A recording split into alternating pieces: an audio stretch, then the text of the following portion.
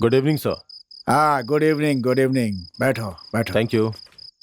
हाँ, मैंने तुम्हें चाकू सोचा था, लेकिन तुम तो पूरे तलवार निकले। सॉरी सर, मुझे ऐसी बातें पसंद नहीं है। मैं अपने काम में बहुत ईमानदार हूँ। अब ठीक है, ये बताओ कॉफी लोगे या चाय, या कुछ हॉट 2 पैक बना दूं? नहीं शुक्रिया। आपने मुझे क्यों बुलाया है, कारण बताएंगे?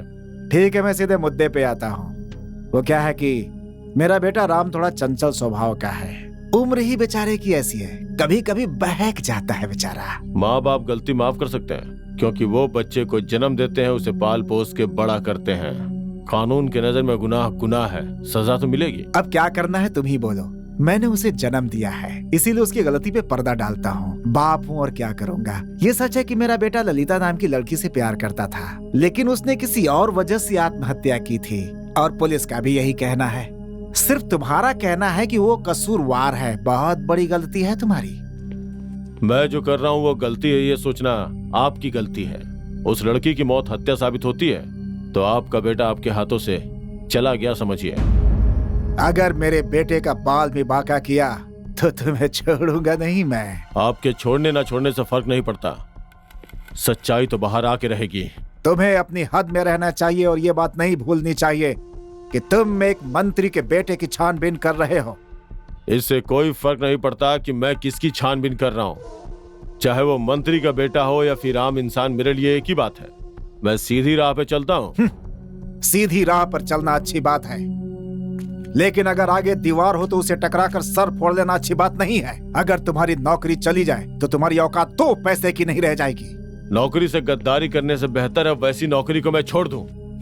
लेकिन जब तक मैं नौकरी में हूं, तुम्हारे जैसे लोगों की दाल नहीं गलने दूंगा। इंस्पेक्टर विक्रम, क्या तुम्हें यकीन है कि इस हत्या में मंत्री के बेटे का हाथ है? बिल्कुल सर, मुझे इस बात का पूरा यकीन है। ठीक है, लेकिन इस बात को साबित करने के लिए तुम्हारे पास सबूत हैं? मैं सारे सबूत लेके आऊंगा सर, लेकिन पहले आपको राम कुमार और उसके बाप को गिरफ्तार करने की परमिशन देनी होगी मुझे। बिल्कुल, अगर ऐसी नौबत आती है तो मैं खुद सीएम साहब से बात करूंगा। आप बिना डरे अपना काम कीजिए इंस्पेक्टर। Thank you sir.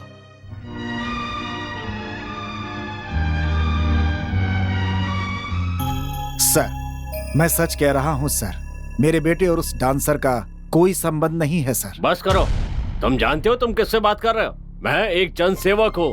अगर कोई जनता के साथ बुरा करेगा तो मैं उसे छोड़ूंगा नहीं। सर, मुझे लगता है कि ये मेरे विपक्षियों का दुष्प्रचार है मेरे खिलाफ। मुझे लगता है कि इसमें विदेशी ताकतों का भी हाथ है सर। तुम्हें क्या लगता है कि मुझे पता नहीं है कि सच क्या है और झूठ क्या है? उस डांसर की मौत तुम्हारे बेटे के हाथों हुई है, ये बात पत्रकार, विपक्ष और आम जनता सब जानते हैं। सर, आप मुझे गलत समझ रहे हैं।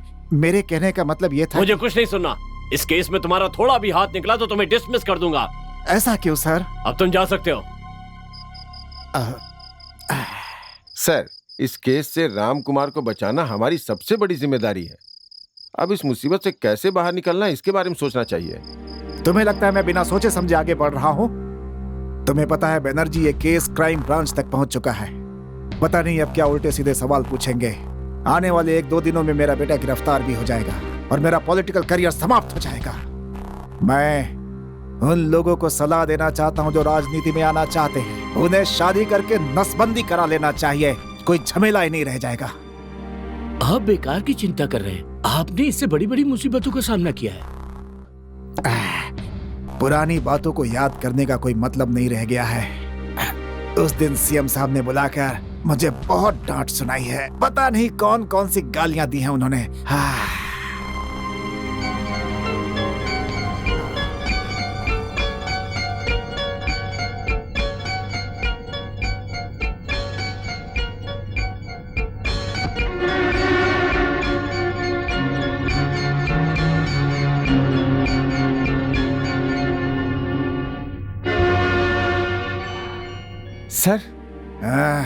सर आप चिंता मत कीजिए। मेरे दिमाग में एक कमाल का आइडिया है सर। इस केस से बाहर निकालने का रास्ता है। सच कह रहे हो? हाँ सर। क्या कहा? मेरे स्पेशल इफेक्ट का तुमने एक प्रोग्राम रखा है? तुम क्या कह रहे हो, मेरी समझ में नहीं आ रहा। अरे रवि, लिसन, हमारा एक यूथ क्लब है। हर साल क्रिसमस और नए साल पे हम एक कार्यक्रम का आयोजन करते हैं और जीतने वाले को बड़ा इनाम देते हैं। हर साल मेरा एक दोस्त इनाम जीतता है, लेकिन इस साल वो इनाम मुझे मिलना चाहिए मेरे भाई। वो तो ठीक है, लेकिन इसमें मैं क्या कर सकता हूँ? कर सकते हो। हाँ, उस दिन शूटिंग में तुमने जो बंदूकों की आवाज और खून से लथपथ सिपाहियों का सीन किया था ना, वही सीन हमारे प्रोग्राम में भी करना होगा। सॉरी दोस्त, मेरे प्रोफेशन को मजाक समझा है क्या? नो, मैं ऐसा कभी नहीं करूंगा। मना मत कर यार, तुम्हारे इस प्रोग्राम से मेरी इज्जत बच सकती है। कुछ भी करके मुझे जिता दो मेरे भाई, प्लीज। सुनो, मैं अपनी रोजी और कला का मजाक नहीं बना सकता, कभी भी नहीं।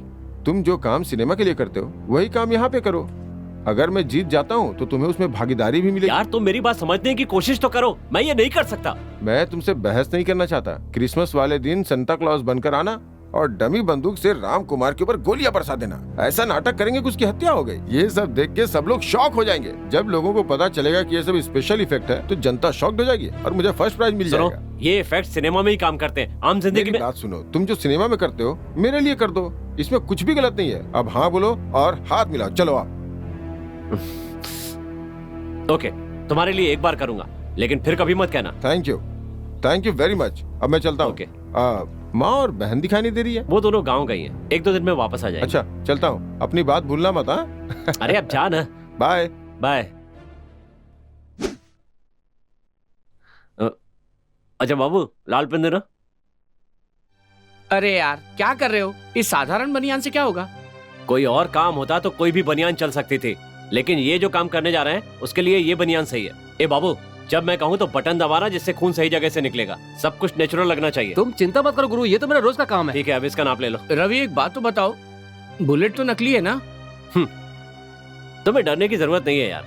मेरे इफेक्ट्स में जो असली दिखने वाली चीजें होती है ना, वो नकली होती है। ये सही कह रहे हैं, सिनेमा में तो सब नकली ही है। नाच गाना, फाइट, हंसना, प्रेम सब नकली होता है। सुनो रवि, रात 9 बजे पार्टी शुरू हो जाएगी। ठीक 10 बजे तुम संता क्लॉज बनकर राम कुमार पे गोली चलाओगे। हाँ। उसके बाद तुम कपड़े बदलकर घर चले जाना। और हाँ, ये देखने में बिल्कुल असली लगना चाहिए। तुम बिल्कुल चिंता मत करो यार, जब मैं गोली चलाऊंगा ना, सही रिएक्शन बस दे देना, सब ठीक हो जाएगा। अच्छा सुनो, चेहरा बिगड़ जाए उसके लिए तो मेकअप की जरूरत होगी। हाँ, ये रहा वो मोल्ड। इसे चेहरे पर पहनने से जो भी इफेक्ट्स हैं उसका बिल्कुल सही असर दिखाई देगा। तुम देखना, एकदम नेचुरल लगेगा।